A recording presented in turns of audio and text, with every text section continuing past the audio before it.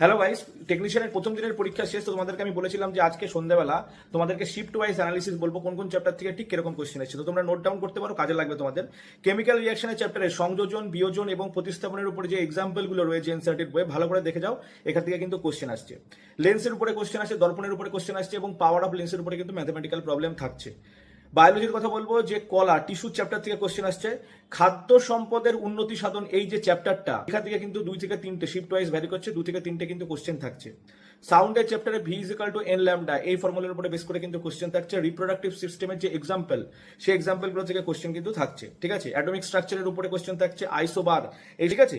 এইবার চলে আসবো কারেন্ট অ্যাফেয়ার্স এবং জিকের উপরে। তো কারেন্ট অ্যাফেয়ার্স এর উপরে মোটামুটি ধরে নাও শিফট ওয়াইজ ভ্যারি করছে, কোনো শিফটে 5টা বা কোনো শিফটে 4টে এরকম কোশ্চেন থাকছে। আর তোমার জিকে থাকছে কিন্তু 4-5টা মতো এরকম, এটা শিফট ওয়াইজ কিন্তু ভ্যারি করছে।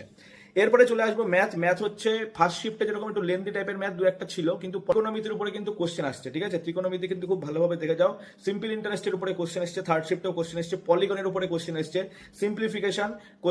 সিম্পলিফিকেশনের উপরেও কিন্তু কোশ্চেন আসছে। রিজনিং মোটামুটি ইজি লেভেলের আসছে, রিজনিং নিয়ে কিন্তু অতটা চিন্তার কোনো বিষয় নেই। তো অ্যাসিড বেস সল্টের উপরে সায়েন্সের আরেকটা ইম্পর্টেন্ট ব্যাপার বলবো, অ্যাসিড বেস সল্টের উপরে তোমাদের টাইপস অফ সল্ট, এই টাইপের উপরে কিন্তু কোশ্চেন থাকছে। এই টোটাল